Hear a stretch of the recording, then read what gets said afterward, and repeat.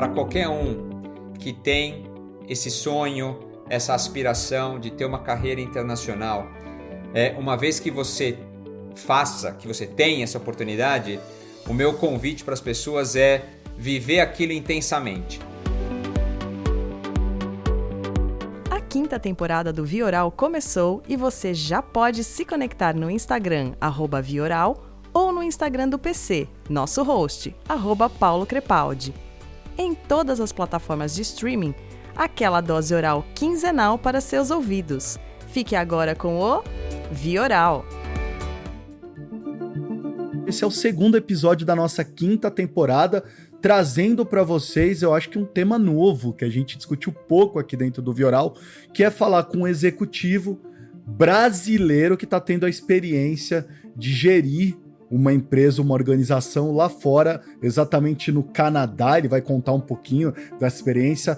Fernando Carriere, que eu conheci aqui no Brasil, né, Fernando? Eu te conheci aqui na Abbott. E hoje, eu vou deixar para você falar, mas hoje você está como General Manager da divisão Core Diagnostic da Abbott Canadá. Conta um pouquinho primeiro, seja bem-vindo, e conta um pouquinho para quem não conhece o que é essa área dentro da Abbott. Legal, Paulo. Não, de fato, prazer falar contigo, prazer falar aí com os ouvintes. A gente se conheceu de fato na Abbott no Brasil, há alguns anos atrás. Fazia um tempo aí que a gente não estabelecia contato, porque também já faz um tempo que eu fiz essa migração aqui para o Canadá. Você tem razão, hoje eu estou à frente aí da nossa divisão que a gente chama Core Diagnostics na Abbott. A Abbott, que é uma empresa aí que tem 4 grandes divisões, né? Tem a divisão Pharma, Nutricional, Medical Device e Diagnósticos. E em cada uma dessas divisões a gente tem as subdivisões. Então, dentro da área de diagnósticos, eu cuido, então hoje aqui no Canadá, da parte de Core Diagnósticos, é a parte de in vitro, né? Porque aí a gente tem ainda, a gente tem a APOC Division, a gente tem a Rapid Diagnostics, que essas são subdivisões separadas, e hoje eu estou à frente aí do que a gente chama Core Diagnostics da Abbott. Uhum. Quanto tempo você está no Canadá, Fernando? Então, Paulo, eu fiz a mudança aqui para o Canadá em 2017, né? Então já são 5 anos de Canadá. Eu vim para cá num processo de expatriação para assumir a gerência geral de uma subdivisão dentro de Medical Devices, né, que é a nossa linha vascular da Abbott, onde eu fiquei por 4 anos. E foi agora aí, no final do ano passado, mais precisamente em setembro do ano passado, né, 2021, que eu tive a oportunidade de fazer então essa migração para a posição que eu atuo hoje, assumindo aí a área de Core Diagnostics. Que legal. Fernando, eu tenho muitas perguntas para te fazer, acho que os nossos ouvintes também têm uma série de curiosidades sobre essa expatriação, mas eu queria começar. Você aqui na Abbott, aqui no Brasil, antes de ter deixado para ir para o Canadá, você estava fazendo o quê? Legal, Paulo. Acho que eu costumo dizer que a Abbott ela é uma dessas empresas que oferece a oportunidade de você ter várias experiências sem precisar deixar a organização, exatamente por essa pluralidade de segmentos que eu acabei de descrever há minutos atrás. Eu, enquanto estava no Brasil, eu estava ocupando a posição de diretor de marketing da linha farmacêutica, né? O meu background ele é todo na farma. Eu trabalhei 16 anos na Merck Sharp & Dohme. Antes da Merck, trabalhei 2 anos na Bayer, onde eu comecei. Então, depois dos 16 anos, quando eu deixei a Merck para fazer essa movimentação para a Abbott, eu fui para a Abbott para assumir uma cadeira de um BU Head, né? Eu tinha marketing e geração de demanda para uma linha de Primary Care. E muito rapidamente, por conta de uma mudança estrutural na organização, me foi oferecida então a cadeira de diretor de marketing na linha farmacêutica. Então, foi ali que eu comecei na Abbott no Brasil e fiquei nessa posição na Abbott Brasil à frente da diretoria de marketing por 4 anos. Então, foi essa minha última posição na Abbott enquanto estava aí no Brasil. Aí, Fernando, que foi exatamente onde eu te conheci, né, Fernando? Isso. Que a gente teve essa oportunidade. E aí, como é que foi, Fernando? Você sempre teve esse sonho de fazer uma carreira internacional? Surgiu, pintou, é aquela coisa que cai no colo e você falou, não posso perder a oportunidade, como é que foi? Eu enquanto estava na Merck Sharp & Dohme, antes mesmo de vir para a Abbott, né, eu sempre tive essa ideia de que uma carreira internacional poderia ser interessante para mim, né? Como a maioria das pessoas, eu acho que acaba tendo, trabalha para grandes corporações, etc. Eu tinha essa aspiração também. Acontece que nunca deu certo. Nunca deu certo de fazer essa movimentação. Eu acabei traçando passos interessantes dentro da afiliada, na ocasião, no Brasil, da Merck, mas nunca com a projeção internacional.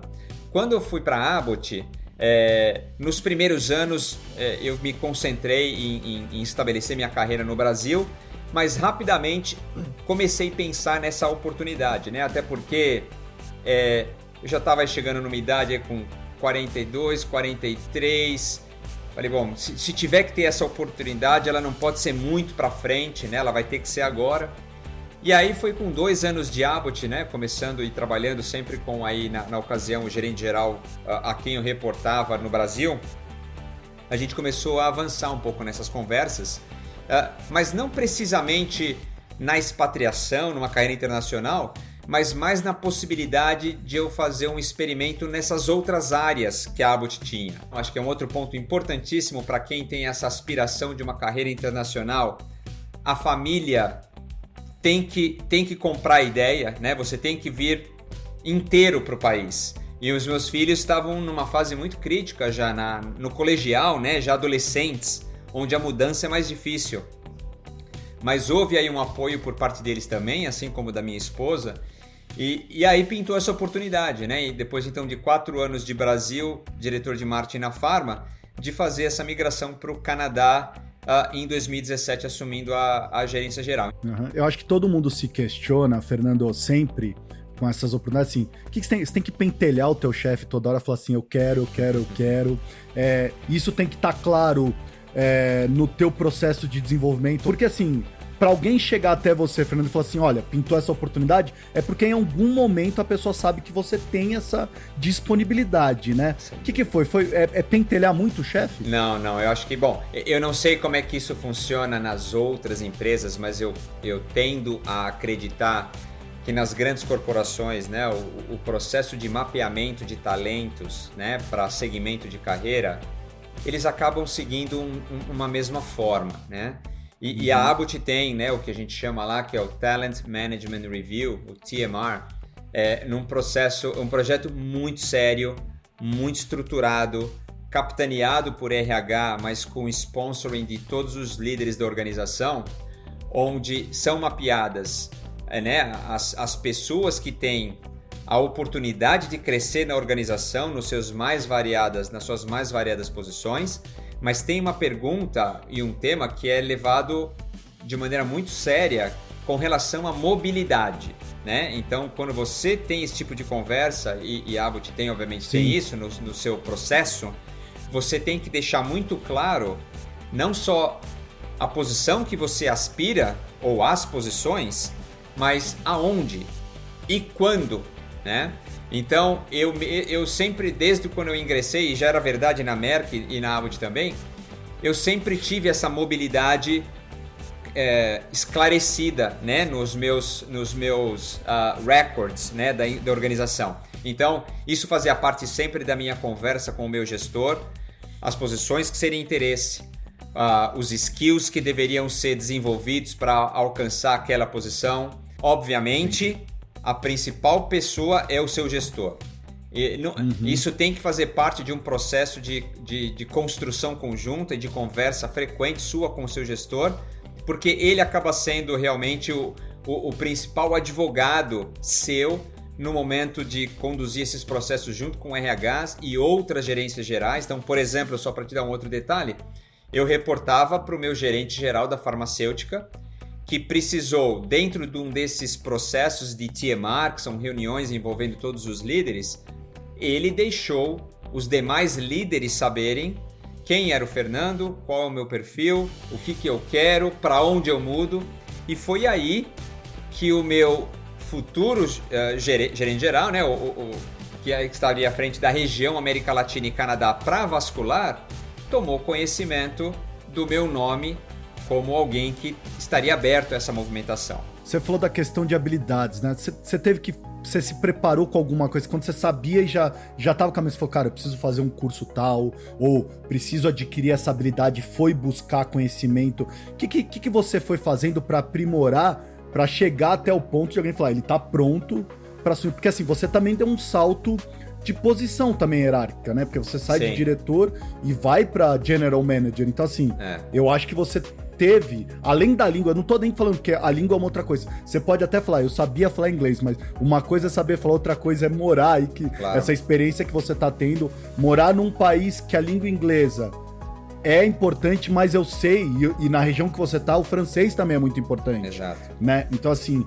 o que você teve que fazer, Fernando? Quais habilidades, o que você foi buscar? Foi buscar coaching? Foi buscar mentor? O que você fez? Eu acho que é um processo mesmo de construção, né, Paulo? Acho que desde o momento que eu assumi a posição de diretor de marketing da divisão Pharma do Brasil, que é uma divisão muito robusta, né? Muito encorpada, né? Como faturamento, como linha de reporte, headcounts que eu tinha responsabilidade. Então, já naquele momento, eu me coloquei numa posição de, se eu estou à frente de uma diretoria de marketing de uma afiliada da Abbott desse tamanho, com essas responsabilidades, etc., qual é o tipo de skill que eu preciso ainda desenvolver, obviamente, para me ver numa condição de ter a responsabilidade por uma afiliada como um todo, né? E, obviamente, aí eu fiz alguns treinamentos. Então, enquanto eu estava na cadeira de Marketing Director no Brasil, por exemplo, uma área identificada de oportunidade foi eu precisaria me tornar um melhor financeiro, né? Então, acabei indo fazer um treinamento aí de especialização na Wharton, na Pensilvânia, de 2 semanas de accounting para não financeiros, né? Então, só para te dar um exemplo, obviamente teve muito do desenvolvimento que ele se deu durante a minha própria função como diretor de marketing, né? Como a presença executiva, a interação com as outras geografias da afiliada, regional, global. Isso tudo vai te dando repertório para te colocar numa posição de assumir responsabilidade maior, e para isso, obviamente, você tem aí a retroalimentação, o feedback do seu gestor, eventualmente do próprio RH. Obviamente, a maior parte do aprendizado ele se deu quando eu cheguei aqui e eu comecei a estabelecer minhas conexões locais com o meu próprio time, onde eu tive que aprender a dinâmica do mercado de saúde do Canadá, como lidava com os grandes contratos, que aqui é muito institucional o mercado, contratos de grande prazo com as autoridades de saúde. O mercado privado aqui praticamente inexiste. E é uma coisa que eu não tinha muito sólido no meu repertório de pharma, né? Eu nunca trabalhei em market access diretamente, enfim. Então, é um aprendizado que não termina aqui, e me vi numa situação de falar, bom, agora sou eu e o time, né, aqui para fazer a coisa acontecer.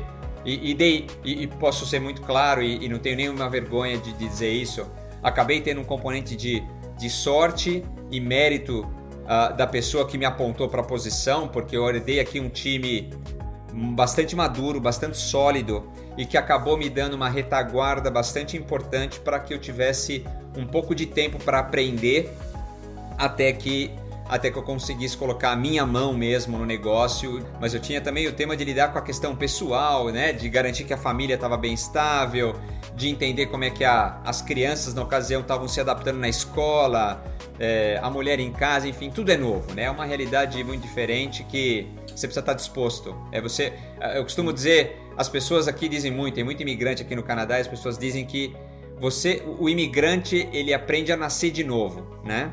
Ele nasce de novo, porque o processo é diferente, as coisas são diferentes, a cultura é diferente, e em se tratando de Canadá versus Brasil, eu posso te assegurar que as dinâmicas são bem diferentes, sim, eu ainda hoje aprendo muito. E, Fernando, você estava falando um ponto, né? Não tem como um processo desse não afetar o lado pessoal, como você falou, né? Na tua listinha lá de coluna, prós e contras, eu acho que uma coisa é clara para todo mundo, que assim, obviamente, para a carreira, profissionalmente, há muitos prós. Agora, não é só o profissional que tá indo, né? Você mesmo falou, você tá levando uma bagagem, você levou filhos, você levou esposa, e deve ter muita gente nessa situação. E agora? Como que eu escolho? Como que eu converso? Conta um pouquinho desse processo, como é que foi com sua esposa e seus filhos, como é que foi essa sua listinha de prós e contras, como é que você fez para balancear o Fernando como pessoa e a saída pro Canadá? Eu não tenho dúvida, você só faz um movimento desse de maneira eficiente se você tem o seu time de casa junto com você o tempo todo, né? E obviamente, assim como eu, quando a gente começou essas conversas e agora? Pintou uma oportunidade para o Canadá. Passa um filme, né? No primeiro momento é tudo legal, né? Fala, poxa, que bacana, vamos mudar para um país bacana como o Canadá, etc. Aí você começa a lidar com a realidade. Opa, peraí. E meus amigos?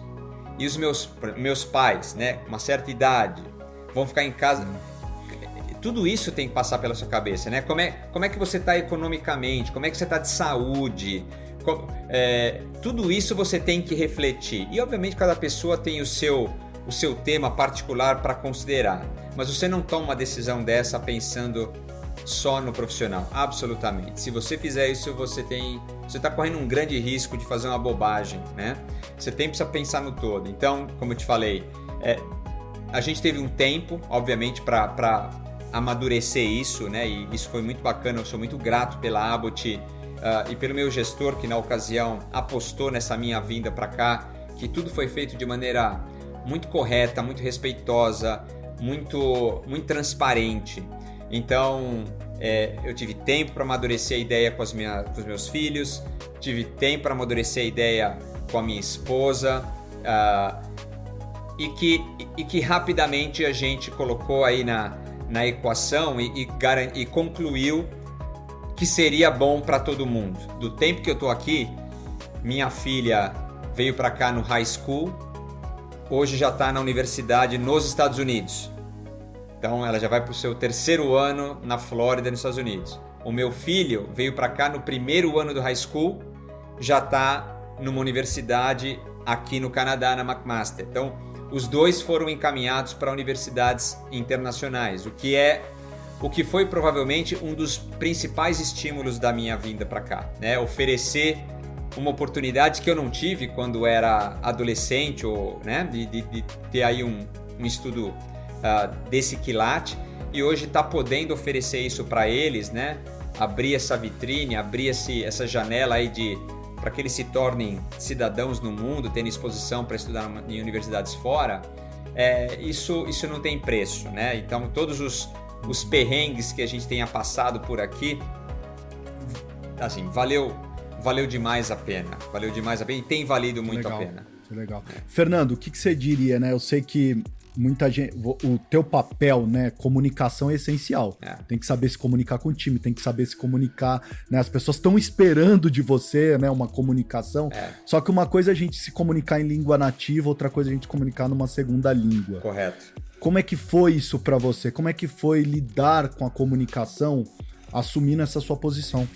Isso é uma condição sine qua non, né? E eu vivo aqui uma condição que ela não é 100% confortável, porque como você mesmo disse alguns segundos atrás, o Canadá, ele tem na sua maioria a língua inglesa, né? Então, da província de Ontário, onde fica Toronto, a principal cidade, para o West, né? Então Vancouver, ali para a região do Pacífico, é tudo língua inglesa. A gente tem uma parte aqui do Atlântico, que é o outro lado, que também é inglesa, né? A parte ali que beira o Atlântico. Mas a gente tem uma grande província, que é a província de Quebec, onde fica Montreal, onde a língua prioritária é o francês. E eu, desde o começo, quando eu vim para o Canadá, eu levei um tempo, obviamente, para entender o quanto eu deveria. Eu vim para cá sem saber nada de francês, eu ainda não sei. Eu sei o básico do francês. Então, a minha comunicação, ela se dá com o time inteiro em inglês, né? Porque as pessoas da Abbott que estão em Quebec, elas são bilingual, né? Elas aprendem de criança na escola lá em Montreal. Eles têm o francês como língua mãe e o inglês como secundária. No restante do Canadá é o contrário.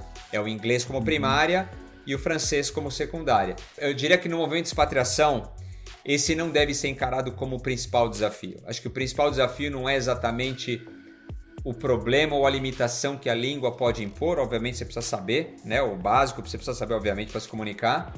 Mas eu acho que, além disso, e mais do que isso, é a sua predisposição para aprender a lidar com cultura diferente, com um jeito de pessoas diferente, com um hábito diferente, com temperatura diferente, né? Então, imagina, eu vim para um país que no inverno aqui, no meu primeiro inverno aqui, eu peguei sensação térmica de menos 40. Falei assim, não pode ser. O que é isso? Que eu tô fazendo aqui, né? E de verdade, passados 5 anos, ok, lidar com a neve, dirigir na neve, roupa para neve, tudo isso é novo, né? Então, mas é verdade, se você não tá aberto para aprender, né? Para entrar numas roubadas como essa, isso te faz voltar para o seu país de origem, porque é onde a gente tem mais conforto, onde a gente fica mais tranquilo, enfim. Então é um exercício diário aí de descobrimento e de desafio seu com você mesmo, né? Legal. Fernando, você falou de pessoas, eu queria chegar nesse assunto. É muito diferente ou não? Pessoas são pessoas em qualquer lugar do mundo, gestão é gestão. Como é que é? Eu queria que você falasse um pouquinho disso. Não, acho que pessoas são pessoas em qualquer lugar do mundo, mas para mim é muito claro hoje perceber que as pessoas, por conta das culturas, né, dos países, as pessoas se comportam de maneira diferente, né? As pessoas têm drivers diferentes, as pessoas têm gatilhos diferentes. Uma coisa que eu aprendi aqui no Canadá nesses últimos 5 anos, só para te dar um exemplo do quanto isso é diferente, eu não tenho dúvida nenhuma que relacionamento interpessoal é algo muito bom de se ter em qualquer circunstância, numa relação gestor-gestado, numa condição de provedor-cliente. Se você tem relacionamento, isso pode desempenhar um papel. Mas relacionamento me parece ser muito mais importante, por exemplo, em países da América Latina do que aqui no Canadá. Porque aqui no Canadá, só o relacionamento não vai te levar a muito longe. Então, por exemplo, numa relação de provedor e cliente, é impressionante e é muito importante, por exemplo, que o nosso profissional que lida com os produtos, com a área clínica, o tipo de demanda que o cliente impõe no conhecimento das pessoas, do profissional aqui do Canadá, é muito alto. Então, o nível de formação acadêmica, o nível de expertise que a gente cobra e que a gente observa dos profissionais que lidam com o médico, né, com o chefe de laboratório, etc., é muito alto. Eu não estou aqui, por favor, dizendo que isso também não é verdade na América Latina. Também tem que ter, obviamente, conhecimento é um bem muito valioso. Eu só acho que a balança entre conhecimento, profundidade versus relacionamento aqui no Canadá, ela é muito mais equilibrada do que na América Latina, onde um relacionamento muito sólido, muito forte, ele pode, em algum momento, suplantar um eventual gap de conhecimento, né?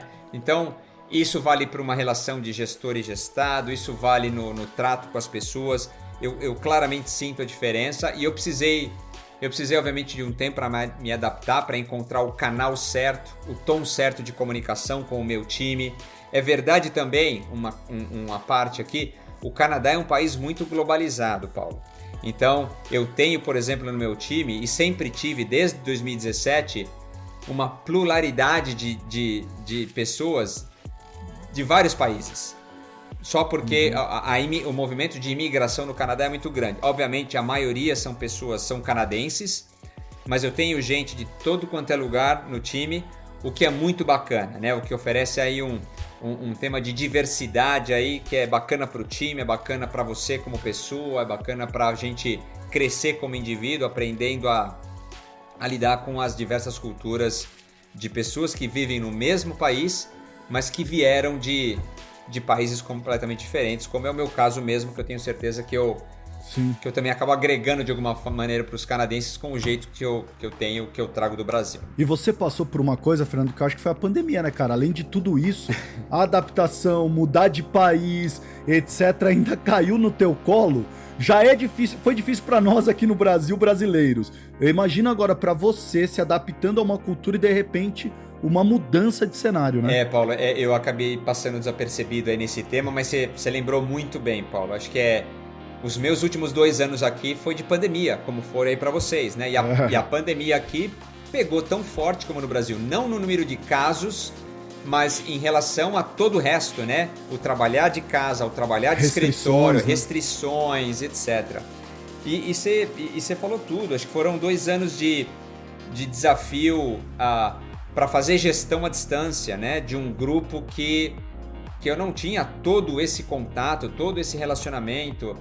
Trabalhar de casa, lidar com isso, obviamente também trazendo prospecto pessoal, né, Paulo? Então viver a pandemia longe do seu país, e aí com a preocupação de ficar bem aqui, mas também a preocupação de garantir que em casa aí no Brasil as pessoas estivessem bem também, os pais, sogra, etc. Então, sem dúvida nenhuma, acho que a pandemia acabou sendo uma lição e um aprendizado para o mundo dos negócios, para todo mundo. Para mim, eu considero nessa condição de expatriado ou de não estar no meu país de origem, talvez um pouco maior, mas graças a Deus agora a gente está vendo as coisas ficarem um pouquinho para trás e estamos voltando aí, a gente aqui no Canadá, só para que você e o grupo aí saiba, a gente está só agora, semana retrasada, a gente voltou para o escritório 100%. A gente estava ainda no momento de rodízio, tinha voltado, aí por conta de Omicron voltou, e só agora a gente está voltando, então as pessoas estão se readaptando, a gente está voltando a voar aqui no Canadá, voltando a encontrar com o cliente pessoalmente, e isso está exigindo aí um processo de readaptação, né, de todo mundo. E é verdade aí para o grupo, é verdade de novo para as pessoas aqui de casa, mas a gente está vivendo, graças a Deus, aí vendo a luz no fim do túnel para a gente tentar voltar a viver algo mais próximo daquilo que a gente vivia antes da pandemia, né?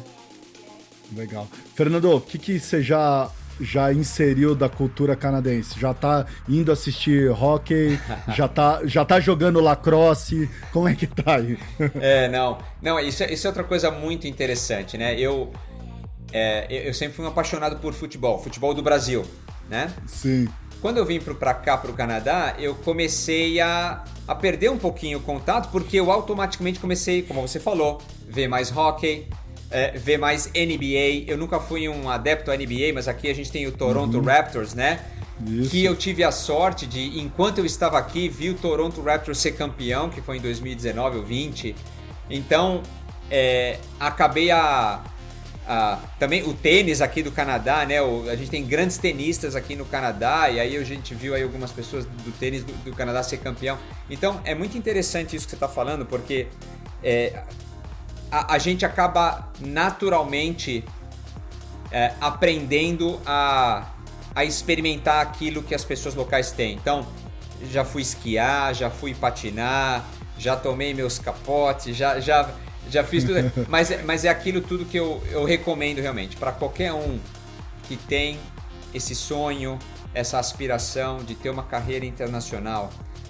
Uma vez que você que você tenha essa oportunidade, o meu convite para as pessoas é viver aquilo intensamente. O Canadá, como no Brasil, Paulo, é um país gigante. E assim como no Brasil você tem o gaúcho e o nordestino, aqui você tem o cara de British Columbia e o quebecois, que é o francês. É quase como um país diferente. E é muito interessante você se predispor a aprender isso, porque isso só te enriquece, né? Isso só te faz melhor como ser humano, só te capacita melhor, além de te dar prazer, porque você se diverte, você conhece mais, você se faz mais inteligente. Legal. Fernando, bate-bola rápido, quero saber o que você pensa sobre os tópicos. Num bate-bola rápido. Tá. Visita virtual. Visita virtual. Eu acho que é um caminho sem volta. Eu acho que veio para ficar.